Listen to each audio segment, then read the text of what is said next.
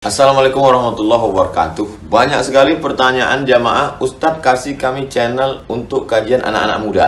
Di antara anak muda berasal dari Aceh, luar biasa. Channelnya Maulizul Akbar Nak.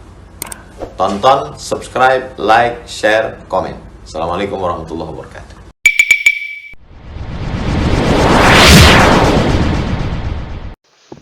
Assalamualaikum warahmatullahi wabarakatuh.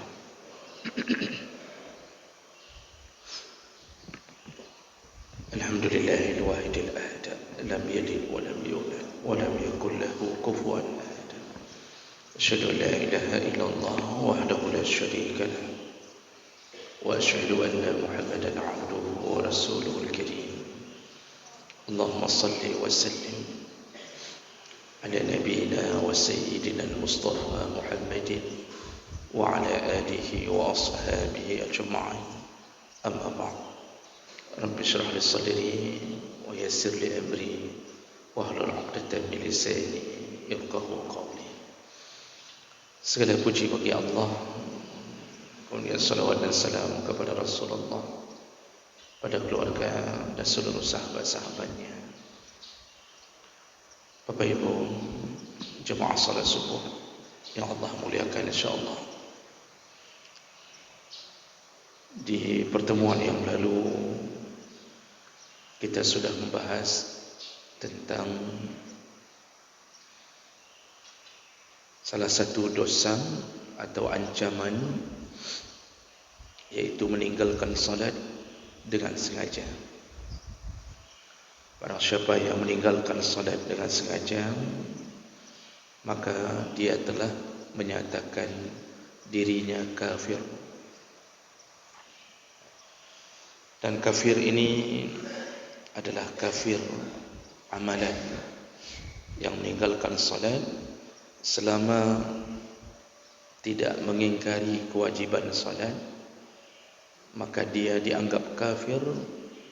Tapi yaitu yang dimaksud adalah kafir amali atau kafir amalan, amalannya seperti orang kafir.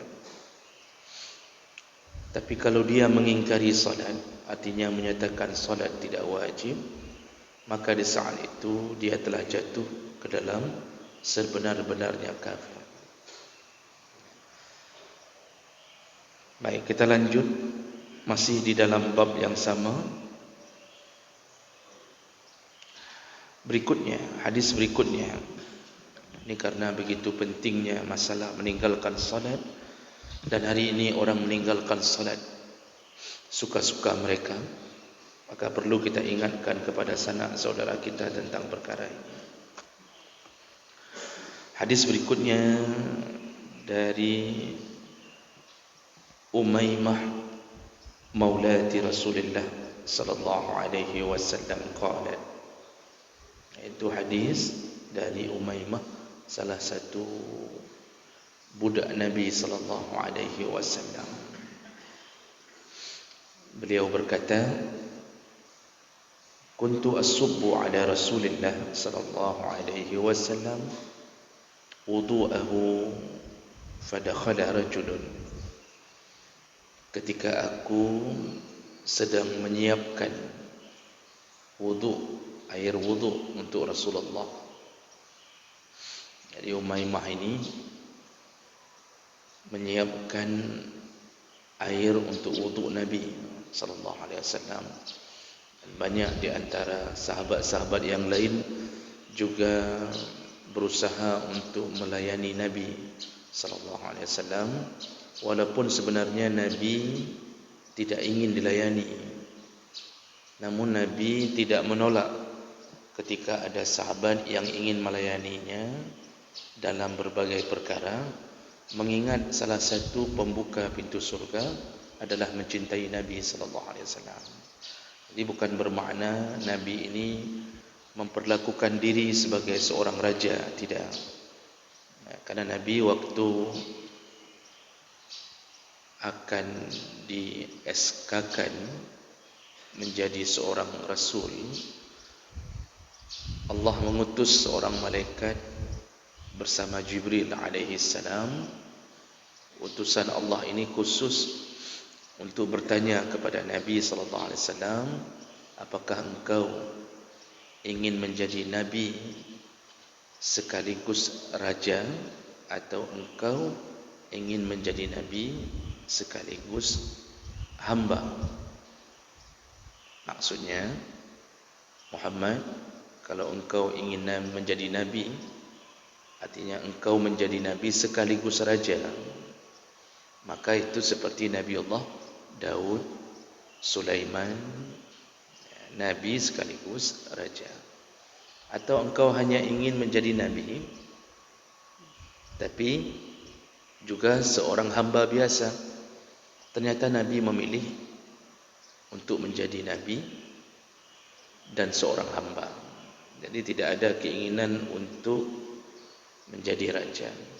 Maka oleh karena itu, para sahabat Nabi berbakti ke Nabi bukan bermakna Nabi menginginkan itu. Nah, ketika Umaymah menyediakan air wudu untuk Rasulullah, fadakhala rajulun, datang seorang laki-laki, faqal, lalu dia berkata, ausini ya Rasulullah, berikanlah aku wasiat. Ini dalam makna, ya Rasulullah, berikanlah aku nasihat. Jadi begitu kerinduan sahabat terhadap kebaikan. Bertemu Nabi, mereka bertanya, ya Rasulullah, berikanlah aku nasihat. Dan ini menunjukkan kerendahan hati para sahabat. Hari ini kan sudah jarang orang yang bertanya, bahkan ke gurunya. Jarang ada murid yang mengatakan, Ustaz, tolong berikanlah saya nasihat. Jarang ada, Pak, jarang. Biasanya yang ada pun kalau dah hancur-hancur kali, artinya kahek pebut maksiat, udah capek buat maksiat, udah habis wang-wang, sudah dikejar-kejar, sama isteri sudah bercerai, anak-anak tidak ada yang mau mengakuinya lagi sebagai seorang ayah. Anak gedoho je ali, baru curhat lalu mengatakan, kasih saya nasihat. Tapi sahabat tidak, mereka tidak terjerumus ke dalam maksiat selama sudah menjadi Islam. Namun mereka merindukan kebaikan, merindukan surga Allah. Maka keluarlah permintaan, ausini, berikanlah aku wasiat. Kalau mereka sudah meminta, maka mereka sudah siap untuk melaksanakan. Begitu sifat sahabat. Faqal, Rasulullah begitu diminta, langsung memenuhi permintaannya. Apa kata Rasulullah? La tusyrik billahi syai'an wa in quti'ta wa hurriqta binnar. Janganlah engkau mensyirikkan Allah walaupun engkau dipotong-potong atau engkau dibakar. Jangan engkau pernah mensyirikkan Allah walaupun resikonya engkau disembelih, engkau dimutilasi, dan walaupun engkau dibakar. Tetaplah tauhidkan Allah. Ini nasihat Nabi pertama. Nah, Bapak Ibu yang Allah muliakan, dulu cerita-cerita mempertahankan kedudukan Allah sebagai Tuhan yang satu di dalam hati, itu sudah digambarkan Allah, cerita-cerita itu di dalam Al-Quran. Salah satunya yaitu kisah Ashabul Ukhdud dalam surat Al-Buruj. وَالسَّمَاءِ ذَاتِ الْبُرُوجِ وَالْيَوْمِ الْمَوْعُودِ وَشَاهِدٍ وَمَشْهُودٍ قُتِلَ أَصْحَابُ الْأُخْدُودِ. Telah dibunuh Ashabul Ukhdud. Nanti kalau ada waktu, coba cek bagaimana kisah Ashabul Ukhdud. Nanti Allah sambung ujung-ujungnya, an-nari zatil waqud, ketika dinyalakan api untuk mereka. wa hum 'alaiha qu'ud, dan mereka diikat, didudukkan di tepi-tepi jurang. Nanti apa yang terjadi? Mereka disuruh pilih, katakan raja sebagai Tuhan atau ditendang ke dalam api.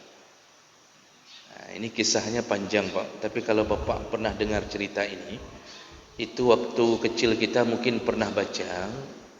Ashabul Ukhdud itu dimulai dari seorang pemuda yang selalu belajar sihir. Belajar sihir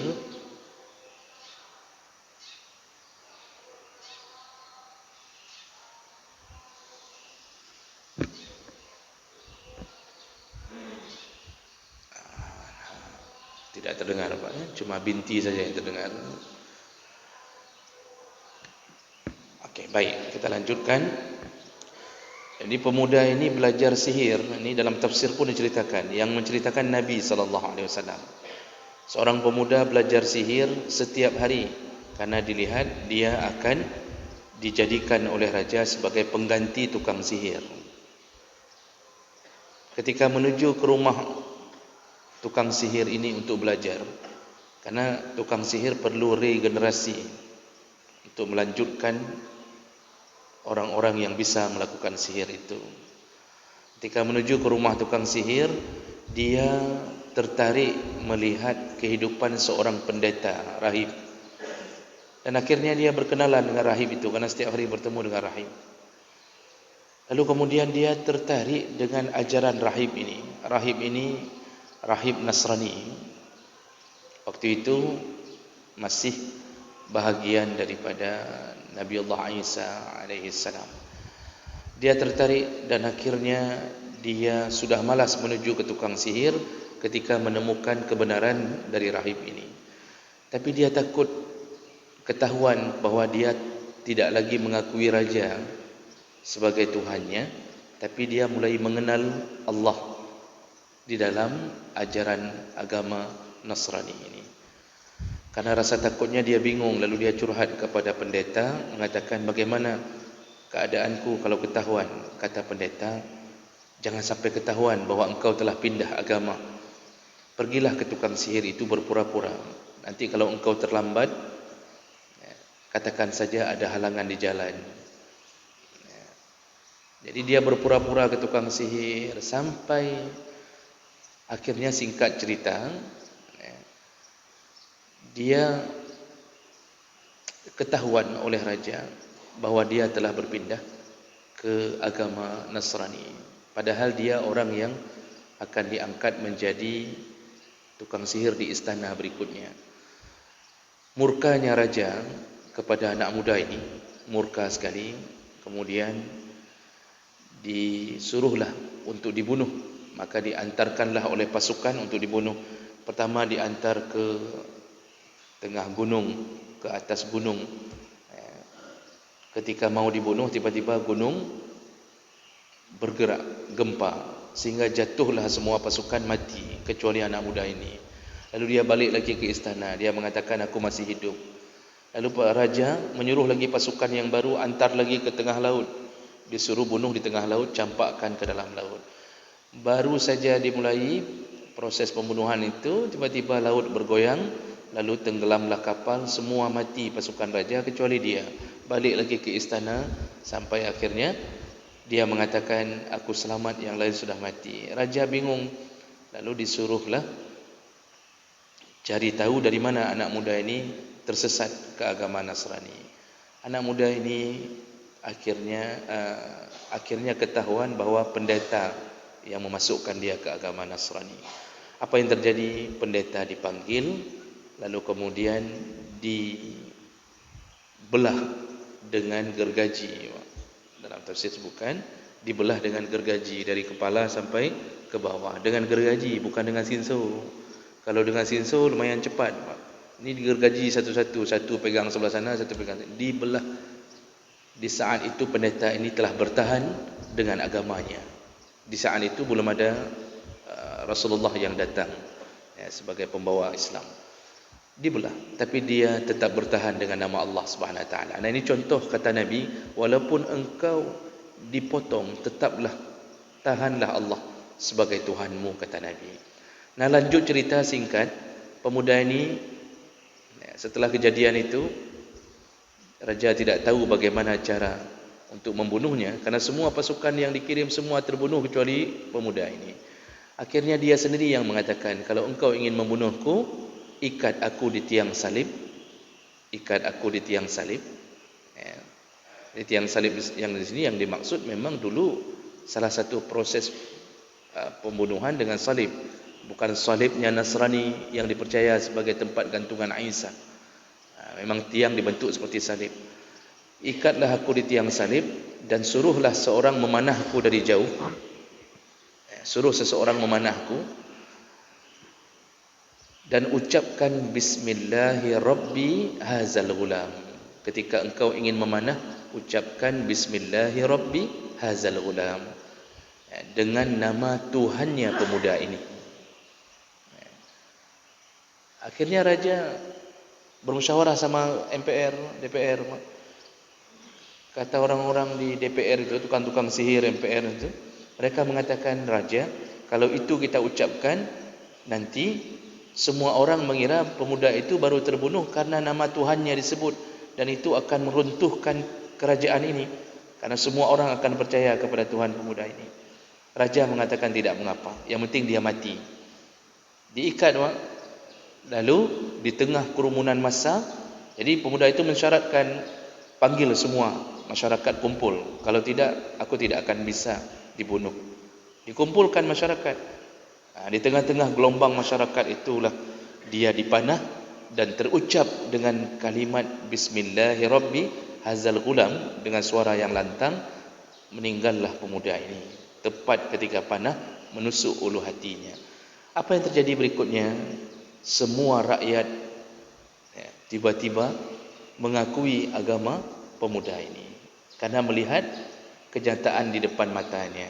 Sudah mulai masuk Nasrani semuanya. Murkanya raja, disiksalah rakyat, dan akhirnya dibuatlah satu lubang, al-ukhdud. Dibuatlah ukhdud, satu lubang panjang diisi dengan kayu bakar, lalu dinyalakan api. Semua rakyat ditangkap, didudukkan di jurang-jurang lubang tersebut. Lalu diberi permintaan, diberi penawaran, kalau engkau mengakui raja sebagai Tuhan, engkau selamat. Kalau tidak, dibakar, dicampak, ditendang ke dalam lubang. Disitulah Nabi mengatakan, ada seorang ibu membawa bayi. Ibu ini ragu loncat atau tidak. Dia ingin menyatakan dirinya bertuhankan Allah, tapi dia sayang lihat bayinya, tidak tega. Hampir-hampir dia tidak ingin loncat. Kemudian bayi itu berbicara. Bayi itu mengatakan, ibu, jangan ragu, kita telah berada di alam agama yang benar. Tidak mengapa, kita terbakar bersama.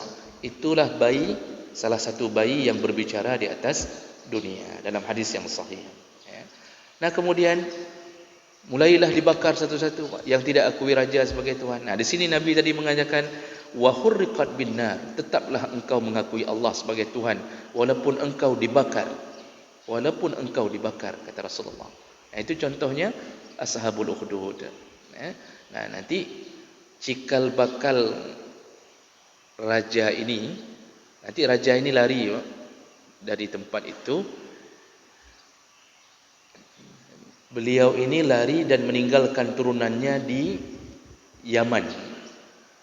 Disitulah munculnya apa yang kita dengar sebelum tahun fil, Raja Habasyah, subhanallah, yang menyerang Ka'bah dari Yaman, Abraha. Ya, itu turunan dari orang-orang yang melarikan diri dari tempat ini menuju ke Yaman.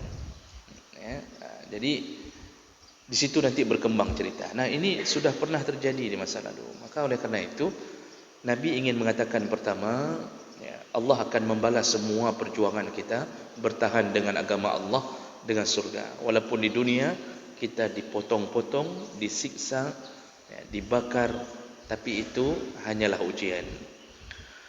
Lalu Rasulullah mengatakan lagi, wasiat yang kedua, wala ta'si walidaik, janganlah engkau bermaksiat kepada orang tuamu. Maksudnya janganlah engkau durhaka pada kedua orang tuamu. Wa in amaraka an tatakhalla min ahlika wa dunyaka fatakhalla. Walaupun orang tuamu menyuruhmu melepaskan diri dari keluarga dan duniamu atau hartamu, maka lepaskanlah. Maksudnya, kalau orang tua mengusir anak gara-gara anak mungkin berbeda agama, anak masuk Islam, orang tua masih kafir. Dulu di masa Nabi rata-rata begitu. Sahabat itu rata-rata orang tuanya kafir. Nabi menasihati sahabat, walaupun engkau telah diusir, engkau tidak lagi mendapatkan duniamu, engkau tidak lagi mendapatkan kemewahan hidupmu bersama orang tuamu gara-gara engkau masuk Islam, yang taat tetap wajib. Tetap wajib taat kepada orang tuamu. Ya, jangan engkau lawan walaupun dia kafir. Ya. Nah, ini salah satu jalan kemenangan di akhirat, yaitu tidak durhaka pada orang tua. Namun orang tua harus punya ilmu. Kadang-kadang bukan anak yang durhaka, kita ini yang durhaka pada anak, sehingga anak akhirnya membalas kedurhakaan itu. Rasulullah sallallahu alaihi wasallam menyebutkan, man la yarham la yurham. Barang siapa yang tidak menyayangi anak, maka tidak akan disayangi oleh anak. Kita ini kadang-kadang mepep tiap hari untuk anak, kah kadurhaka, kah maksiat kelum, kah kalawan lum. Padahal dulu kitalah yang membuat dia melawan. Cara didik kita tidak benar. Kita tidak pernah ajarkan agama dengan benar. Kita tidak pernah didik dia solat, tidak pernah mengajarkan dia Quran, akhlak tidak pernah kita bicarakan di depannya. Kita sendiri pun salah satu munafik. Ya, anak-anak kadang-kadang dibiarkan dalam maksiat. Lalu ketika dia besar, dia mulai melawan. Karena kita tidak menyayanginya untuk memasukkan dia ke surga, akhirnya terjadilah kedurhakaan. Nah, ini orang tua mengira bahwa dia tidak pernah durhaka pada anak, padahal orang tua pun bisa durhaka pada anak. Namun walaupun begitu, apapun kejadiannya, yang taat pada orang tua batasannya selama tidak disuruh dalam maksiat. Nah, berikutnya Rasulullah mengatakan wasiat yang ketiga, wala tashrabanna khamran fa innaha miftah kulli syarr. Janganlah engkau minum khamar, karena itu kunci dari segala keburukan. Jangan minum khamar, karena itu kunci pembuka keburukan. Kalau sudah minum khamar, perbuatan maksiat lain jalan. Maka dalam salah satu riwayat hadis disebutkan seorang laki-laki diberi pilihan bunuh bayi, berzina dengan seorang perempuan, atau minum khamar. Lalu kemudian orang ini mengira bahwa yang paling ringan minum khamar, karena enggak membunuh bayi, tidak berzina, yang paling ringan minum khamar. Akhirnya dia minum khamar, pilihannya di saat dia terpaksa. Selesai minum khamar, mabuk. Setelah mabuk, berzina. Setelah berzina, dia bunuh bayi itu. Maksiat lain ternyata dia lakukan dengan minum khamar. Makanya hati-hati sekali dengan masalah ini. Anak-anak kita hari ini, Bapak Ibu yang Allah muliakan, pergaulannya itu mendekati ke khamar. Walaupun tidak ada lagi mabuk seperti dulu, yang minum lagi dalam kaca, dalam botol seperti dulu mungkin enggak lagi, tapi digantikan oleh ganja, digantikan oleh sabu-sabu, itu semua kiasan khamar. Apa yang terjadi? Cukup ramai urung pungo jino gara-gara. Coba lihat Lok Semawe ini, Pak. Coba hitung sekali, sensus sekali berapa banyak urung pungo, berapa banyak orang gila, dan coba tanya ke dia, pungonya kenapa? Kalau dia bisa jawab, berarti kita sama-sama pungo dengan dia. Karena yang orang gila itu hanya nyambung dengan sesama orang gila. Kita harus tanya ke keluarganya berarti. Hampir 70% rata-rata bukan gila dari lahir. Gilanya setelah sabu. Sudah capek dengan ganja, narkoba, sabu, gila. Di kampung saya sendiri, di Lamberuangan, Aceh Besar, di kampung ibu saya. Dari SMP sabu, diingatkan ke orang tuanya terus-terusan oleh tetangga, anak kah kami tabe, anak kah kena hidup kena, kah sudah mulai berganja. Orang tuanya selalu berdalih, mana mungkin, kami dari keluarga baik-baik. Enggak mungkin. Dia gengsi dan tidak mau ngecek. Akhirnya apa yang terjadi, Pak? 5 tahun berikutnya anak ini itu sudah gila, dan hari ini setiap hari dia pergi jalan ke kantor camat. Ini yang saya lihat langsung, kantor camat. Setiap hari berdiri di gapura kantor camat. Jadi pintu gerbang kantor camat itu ada tempat berdirinya, di atas gapura itu, di atas pagar. Berdiri, dia khutbah Jumaat di situ. Setiap hari, padahal kan seharusnya hari Jumaat aja, tapi dia setiap hari dia khutbah di situ. Pungung. Kenapa? Sabu. Begitu ganja sudah mulai, maka perbuatan lain muncul. Mencuri. Sampai sandal-sandal kita pun dicurinya, hanya untuk bisa dapat uang, supaya bisa dapat sabu. Sakau. Makanya semua urusan khamar itu pembuka kunci yang lain. Orang jadi jahat. Makanya jangan biarkan anak kita mendekat. Biasanya diawali dengan kebiasaan merokok. Walaupun tidak semua perokok jatuh ke dalam itu, tapi biasanya anak-anak muda diawali dengan itu, jadi menganggap biasa. Pun pip merokok, kemudian berikutnya pip ganja, lalu jatuh ke sabu-sabu. Hancurlah hidup. Kalau sudah sabu-sabu, mana ada cerita taat pada orang tua? Nehun kita apa? Tambak kita dia panen di tengah malam tu kalau sudah sabu-sabu. Tambak kita yang sakit lagi bukan anak kita, melintir tu, menantu kita kena sabu-sabu, tambak mertuanya dia panen di tengah malam. Ini kejadian nyata, Pak. Cuma enggak saya sebutkan lagi di mana tempatnya. Beraninya dia panen tambak udang punya mertuanya, bukan punya orang tuanya. Memang begitulah keadaan hari ini. Hancur semuanya. Pencuri-pencuri itu muncul kenapa, Pak? Karena dekat dengan khamar yang kiasannya ke hal-hal begitu. Makanya khamar itu pembuka kunci. Hati-hati, jaga betul keturunan kita dari masalah itu. Nah, kemudian Rasulullah SAW baru berwasiat yang keempat, wala tatrukna salatan muta'ammidan. Janganlah engkau tinggalkan salat dengan sengaja. Faman fa'ala zalika, barang siapa yang meninggalkan salat dengan sengaja, faqad bari'at min zimmatillah wa zimmatu rasulih. Rasulullah mengatakan yang meninggalkan salat dia telah terlepas dari perlindungan Allah dan perlindungan Nabi sallallahu alaihi wasallam. Allah tidak lagi melindunginya. Nabi pun tidak ada jaminan untuk memberi perlindungan di hari akhirat. Tidak ada syafaat Nabi bagi mereka yang tidak salat. Hidupnya hari-hari tanpa perlindungan Allah. Jadi dia hanya menjalani hidup dengan takdirnya, tidak ada sedikit pun perlindungan Allah untuknya. Jadi Allah kalau masih sayang seorang hamba, hidupnya dibimbing. Begitu ada maksiat sedikit, dibuat oleh Allah agar orang ini tahu tentang maksiatnya. Caranya bagaimana? Dibuat sakit. Kita baru ngupat. Kalau Allah masih sayang, maka ketika keluar dari pintu, langsung kepala kita kena pintu. Lalu kita mulai merasa, apa salah saya barusan? Apa salah halu? Oh, saatnya mengupan. Itu kena pintu itu bahagian daripada teguran Allah. Maksudnya engkau barusan berdosa. Itu kalau Allah sayang. Makanya orang-orang yang diberi sakit itu disayang Allah.